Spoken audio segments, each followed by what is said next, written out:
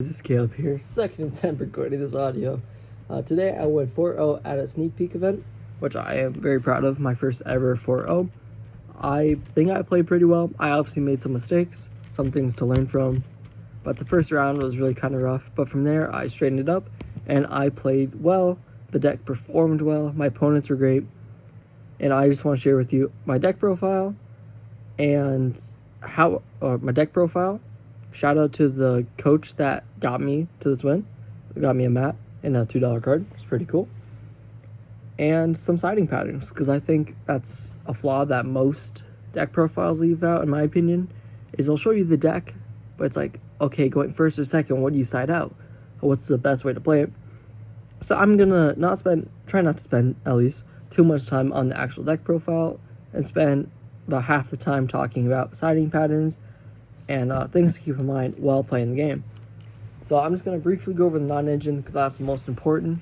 But then again, this also changes the fastest, so take it with a grain of salt. Obviously, never copy someone's deck list one for one and keep it for a month to take to every event, because obviously as metas progress, people play different, or people in your area playing a lot of Yummy. Are they not playing Yummy, playing more Draco Tail, like mine, for example? Those are just some things to keep in mind. 3 Ash, Fua, Nib, Impulse, Imperm.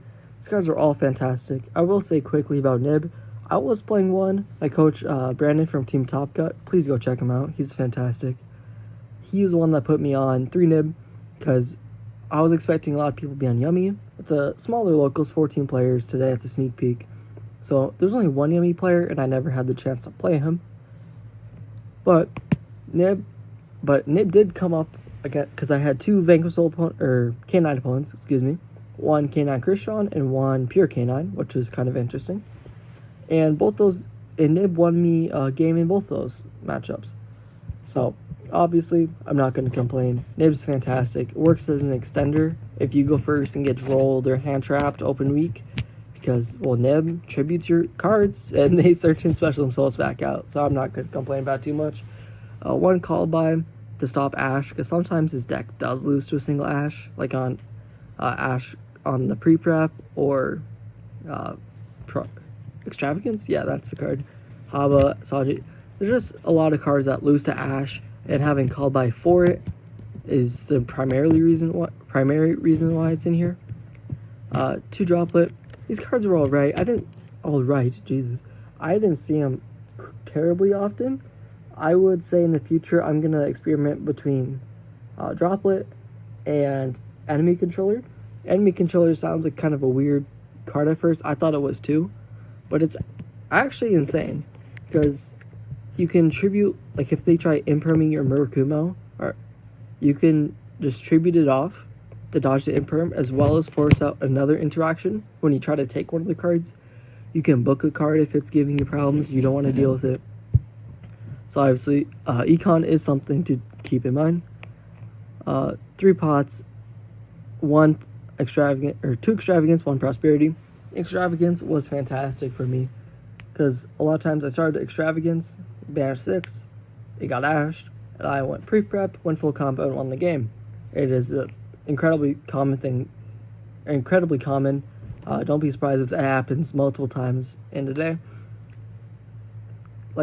Like Impulse, Imperm. I was on a fewer copies of Imperm, but Imperm plus Impulse. Imperm just makes Impulse such a crazy card. Like, Impulse should be banned full stop, or at least like limited at the very least, because Solemn Warning from hand is bonkers. That should not be a thing. The only engine I want to really talk about is Aramasa and Nightsword. So my coach recommended I play Lamina. I didn't really understand the card. I didn't really like it, because I like being able to make the rank 4s like Baguska, Dugaris, Axton if needed, as well as just have an extra material to link off with in the IP to make, like, if one of your like Murakumo engraved to special back gets spelled, you can still make IP, for example. Third Aramasa, I know it's pretty common to play 2. I liked for today playing 3, just because this deck does have a problem with bricking at times, or even if it doesn't brick, you need 1 or 2 cards to resolve to actually play.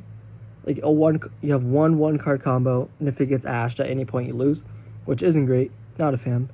But being able to like have Aramasa even as a backup so you don't lose to Joel so hard is very nice. If you open Ritual plus Aramasa, okay, Aramasa search Murakumo, get drolled, cool, Ritual summon Murakumo, and you're all set. That's all you really need, to be honest, because at that point you can get Kusanagi, Night Sword from deck, tribute them, Night Sword special back, Kusanagi, obviously, always do Kusanagi chain 1, small thing. If you go Night Sword chain 1, like, you will always want to play around Bell. I got hit by a few times today, it's getting popular, especially with this deck. Like, if you can help it, like, always, like, sorry, I'm kind of rambling, you're kind of stuttering too. Say you Ritual summon Aramasa or Murakumo from hand, right? Like in that example. Say you open Ritual Murakumo, you want to start Ritual, summon Murakumo, tribute Night Sword Kusanagi or Kusanagi Aramasa. In no world is Kusanagi less important, or Kusanagi adding Ritual back more important or less important than Aramasa searching a Night Sword especially. So always do Aramasa or Night Sword chain 2, the last chain, because, yeah, obviously. Also, if you're worried about, like, strike, if you summon, like in that example, I'll do Kusanagi chain 1 target Ritual, chain 2 Murakumo to Raigeki, chain 3 Night Sword, because at that point they can't strike the Murakumo, which is also very nice. That's just a small example. Chain blocking, playing your chaining out correctly is a huge part of it. You can get punished by like a random Bell or like DD Crow if you're not paying close enough attention. Going on to the side deck, I don't really want to talk about too much, but I did play Thrust, a huge Thrust package really, complete with 3 Thrust, Talents, Raigeki, Harpies, evenly matched, all for going second, and then 3 Thrust plus Purification and Blackout for going first. Thrust going first is actually crazy. If you get drolled, okay, cool, Thrust, set Blackout. If you have Blackout set plus Impulse in hand, it means they can't summon Arthalion or Snatchy, which I imagine you're calling with Blackout. There's a fly on my computer. As well as Impulse now becomes just Solemn Warning from hand. Pretty good. Judgment, I wasn't a huge fan of it. I might cut it for something else. Not entirely sure what yet. Maybe I'll Lightning Storm or Cross Out, perhaps. Extra deck, just a lot of 2-ofs. I'm not going to spend any time talking about that. So like I said, I want to talk about siding patterns because those are very important. Going first, I was always taking both droplets plus 3 Fua out.